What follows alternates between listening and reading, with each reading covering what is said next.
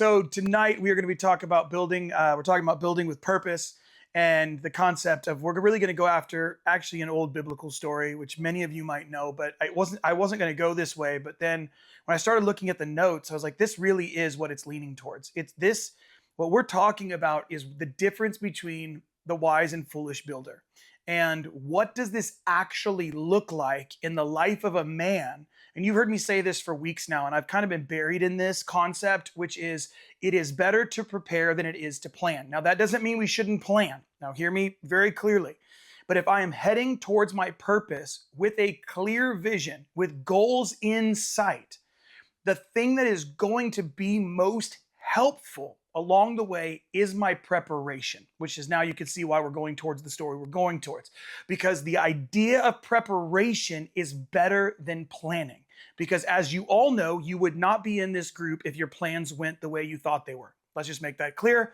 None of you would be on this call tonight if all of your plans went the way that you thought in your lifetime, because we wouldn't need groups like this. We wouldn't need groups where we provide care and containment, where we walk through our trauma and the hurts and the wounds and the things that have defined us and the things that are still defining us from our past and our near present. So we have to just agree that if I was better prepared to pivot while heading towards my plans, I could have made better strides along the way and probably would have been further along on the journey I'm on today. And so that's what we're going to go after. How do we do that? What does that even look like? So here's the question I want to give you guys tonight. What is one habit in your life or one action consistently that gives you strength?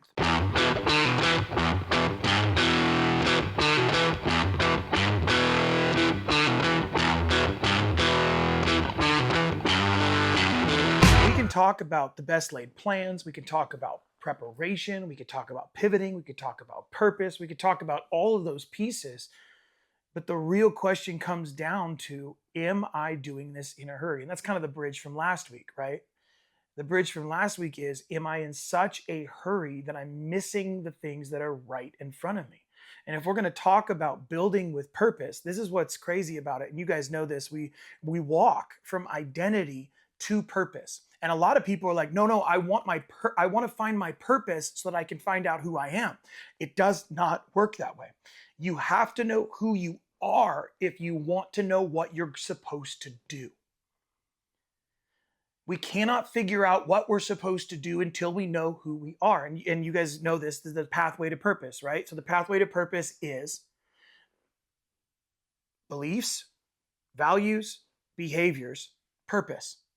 And we want to start we're like, give me the purpose. And I'm like, man, you don't even know who you are, which is why you guys know when you walk into a fight weekend, it's the same question every time. Who are you?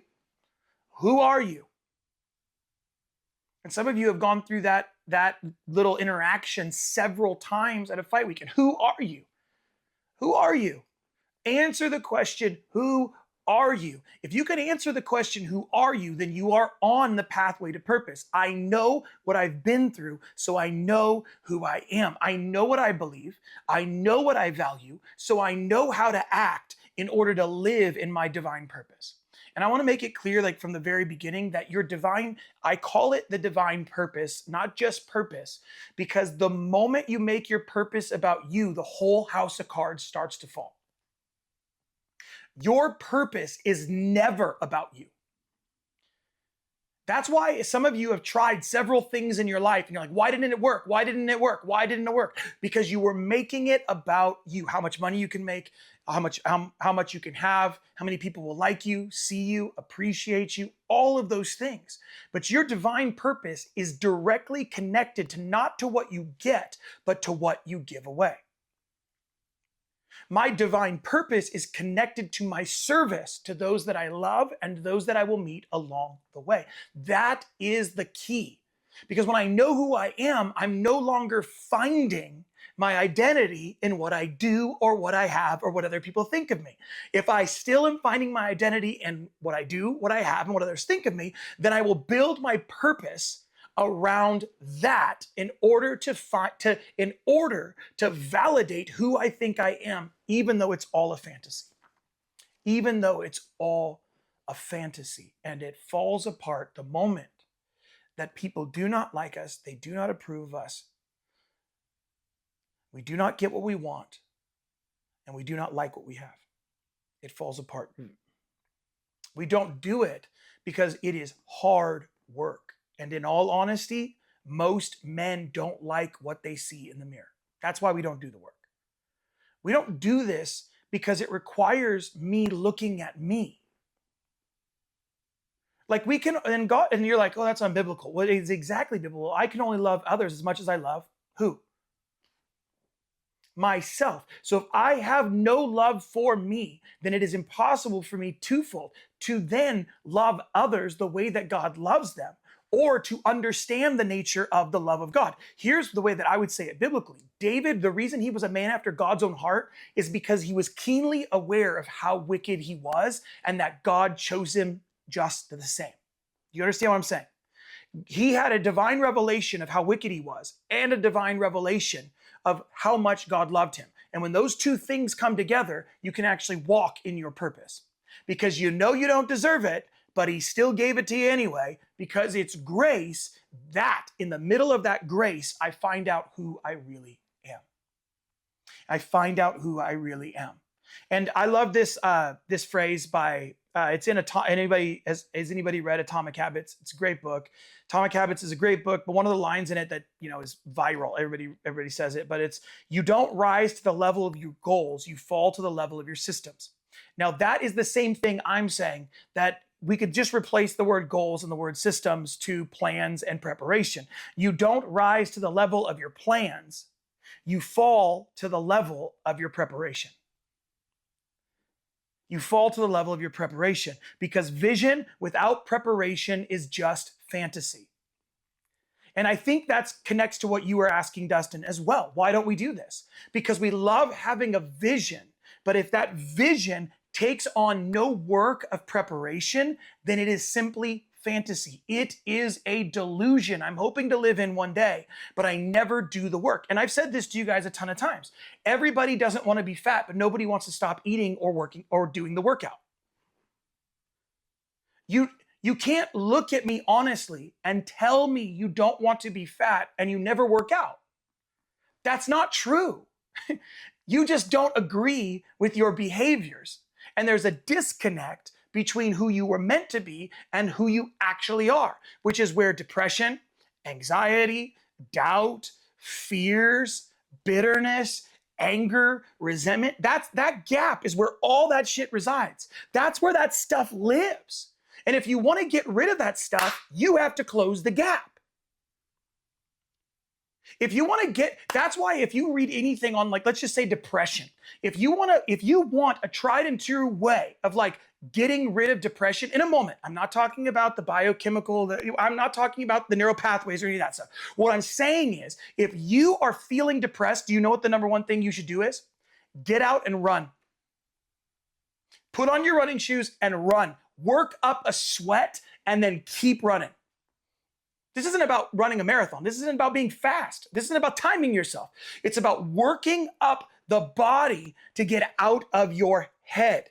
We know these things are true, but we don't want to do them because we'd rather sit in them. And the truth is, we don't like who we are because there's a disconnect between who we are and who we were meant to be, and we let all this other shit fill the gap. But the more and more we close that gap, the more and more, and we're never going to do it perfectly, guys. Just FYI. We're never going to like we're fully integrated, nothing's wrong ever. No, we're always going to have this sort of rubbing, right? But the wider that gap is, the more can get in. With vision without preparation is simply delusion. It is fantasy. And we have to get over the fantasy and start doing the basic work that is required to become who we were meant to become. That is massive for us.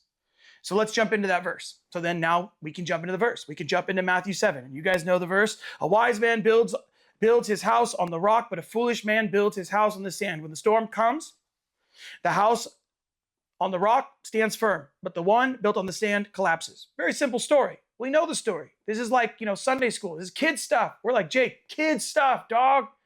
Like, yeah, I know that, man. Okay, then what type of preparation are you building? What kind of foundation are you building? What kind of preparation work are you? I love that he says, the man who builds his house on the rock, he is, when the storms come, the rock stands firm. What we're talking about is two different foundations, right? We're not talking, guys, both of the houses could have been made out of the same material. Like your house could look like my house, but if my foundation is better than your foundation, when the situation changes, when the circumstance changes, my house will stand, your house will fall. It's all due to foundation. It's all due to the preparatory work that is required of every man to build his house on the rock. You build a strong life. So how do we do this? We build a strong life by wrestling and fighting through the story we actually have, not the story we wish we had. That is the work we are doing. The work we are doing, the preparatory work is, do you agree with God on the life you were given? Yes or no? I'm not talking all the good stuff. I'm talking all the shit, all the shame, all the guilt, all the bad decisions, all the repercussions, everything that came from it. Are you still in for the story you were given, the story you actually lived, not the story you wish you lived, or playing the victim because your life is harder than somebody else's? I don't care. Being able to build a strong foundation and the work of preparation and where you build your house has nothing to do with the trauma you've experienced. It is the decision you make to build on a foundation that when everything shakes, when every storm comes, your house is still standing. Your life is still standing. And we all have this in us. That's the great news. You don't need money. You don't need positions. You don't need platforms. You don't need anything. You just need to decide to do the basic work in your own life to become who you were meant to become. And you're like, well, Jake, okay, so what does that mean? I'm like, well, I want to be a better husband. Okay, forget your story for a second. What does it require to be a good husband? You could all give me that list. You know what it is. It's care, it's containment, it's connection, conversation. You guys know it. Everyone in here knows it. And we're like, yeah, but what else? No, not what else. Do those every single day. When you do not feel like it, when it is not working. And some of you are like, well, but my marriage is in trauma. You don't understand. My marriage is in trauma. Oh, you're right. Because a wife who's like in trauma doesn't want care. Well, no, she doesn't want it from me. Oh, then you have to figure out a way to care for her in the way she wants to be cared for, not in a way that makes you feel good or the way that gets you the approval you're looking for. Because now you're just doing it out of ego so that you can get approval and a pat on the back instead of doing it from actual care. Those are two different things. Whoa, that was awesome. And again, I just wish I could make them all happy. Go. Give me the thumbs up then. Yeah, see, at least I got one. Okay, on purpose, I got one. My point is that we have to begin to do those preparatory things. We're all trying to get to 3.0, 4.0, 5.0, and we're not even doing 1.0 consistently. And some men, I get a lot of men who come to me and they go, Jake, I've done 1.0. Jake, I did all those things. And I'm like, for how long?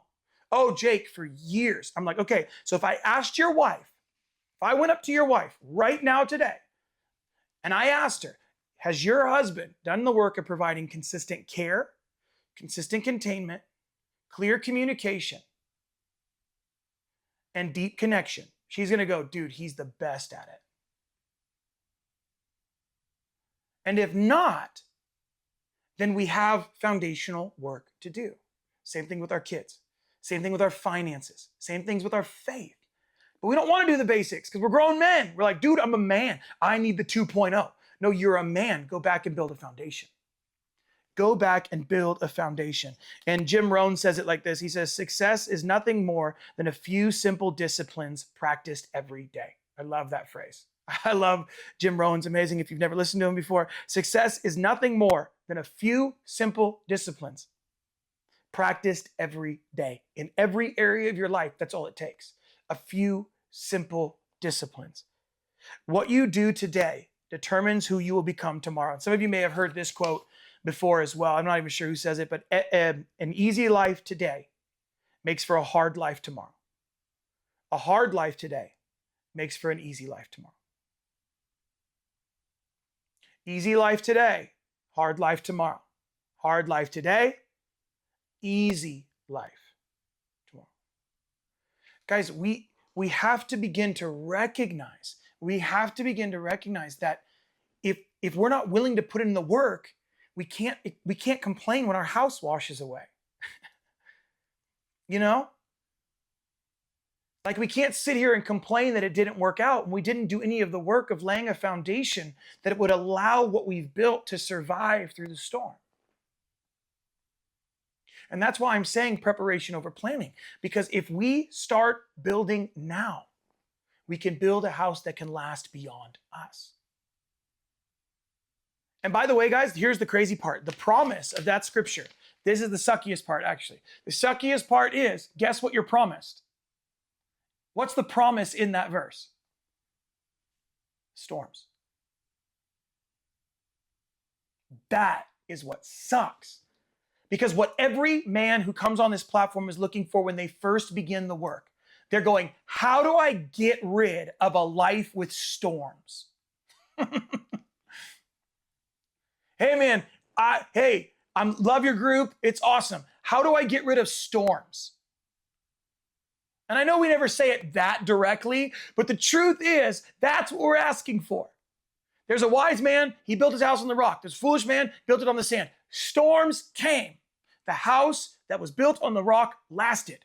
So what's to learn from this verse? The promise is storms are coming to your faith house, to your family house, to your financial house, to your fitness house, to your friendship house, to your formation house, to your fun house. All of it. There are storms coming for every one of the 7 pillars that we talk about. Every one of the 7 pillars. Storms are coming. And some of you are in a storm right now. And you're like, shit, it is way harder to build a foundation in the middle of a storm. Anybody ever try to lay concrete in the middle of a rainstorm? That's not happening. You can't, you know what I mean? Like, it's for sure getting screwed up. You're definitely relaying concrete another day. And I think that's what most of us try to do. We're like, oh, dude, it's raining now. Get out. You know what? I'm supposed to lay concrete. It's all downpouring, thunder and lightning. It starts to hail. We're out there with a little umbrella trying to lay concrete. That's what most of us look like. And I'm not trying to be rude, but at the same, our wives are looking at us like, what the hell, man? This was your job. You have it in you. This is not a criticism, guys. You have it in you to build a foundation for the very house that God gave you. But you get to decide whether or not you're going to do it, because you don't have to. You can't. The other option is you can build on the sand. That's a real option. Like, you're allowed. God's not going to be like, oh, dude, don't do that. It's sand. He's going to be like, I wouldn't do that. That's sand. And we're like, nah, dude, way easier, and the land is cheaper.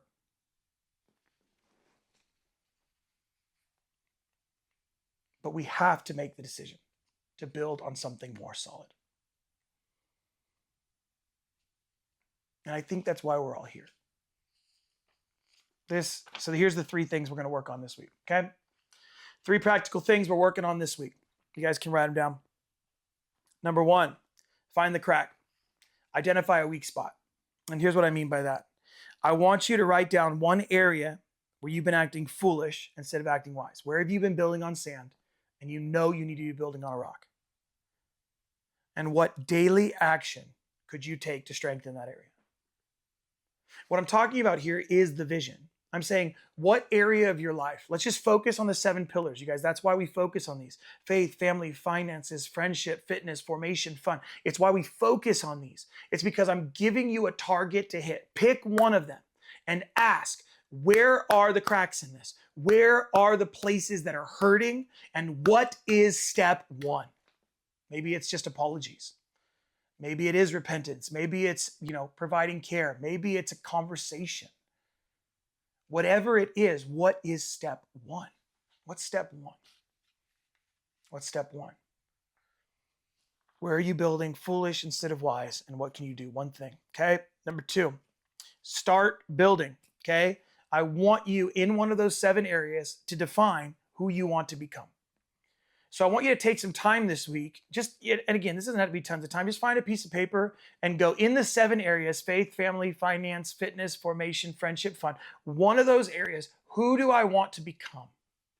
What kind of father do I want to be? What kind of husband do I want to be? What kind of man of God do I want to be? What does that look like for me? What do I want my financial house to look like? I want you to just cast a little bit of vision. It doesn't have to be tons. We're not trying to do a ton this week. In that sense, it's just going to be overwhelming for most people. So all I want you to do is just write down a few things. What do I want my life to look like in this area? And then what one small thing will help that I can do this week? So so look at this. One's the negative. Where's the crack? Where am I building foolishly? I want to build wise, and one step I can do. Now, the other part, vision. I want to start building. Here's an area I want to build further in. Now, I need to take this one small step this week, and that will put me further down the road than I am today. Guys, small daily wins over time equal transformation.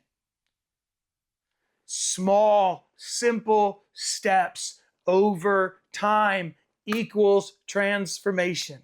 Please do not try to do it all in a week.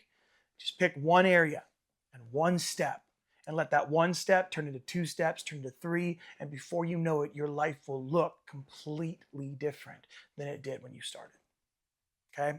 Third practical thing. We're going to talk about we're going to call it the foolish habit fast. Foolish habit fast. And I want you to do this. What is one habit in your life, one daily thing, one thing that shows up in your life that is a distraction? What is it? What's one distraction? And I want you to get rid of it for just 1 week. Just 1 week. I'm not asking you 30 days. I'm not asking you 40 days. I'm not asking any of those things.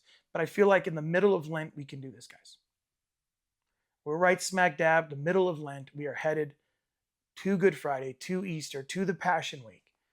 We can pick one thing that's just a distraction and say, hey, for 7 days, I can get rid of this. Till next Monday, I can get rid of this. It's a distraction. Whether that's a distraction of time, distraction of heart, distraction of your mind, whatever it is, I want you just to find what is that habit, that foolish habit that's causing distraction. And we can just get rid of it for 7 days. Okay? Those are the 3 things. Find the cracks, start building, and foolish habit fast.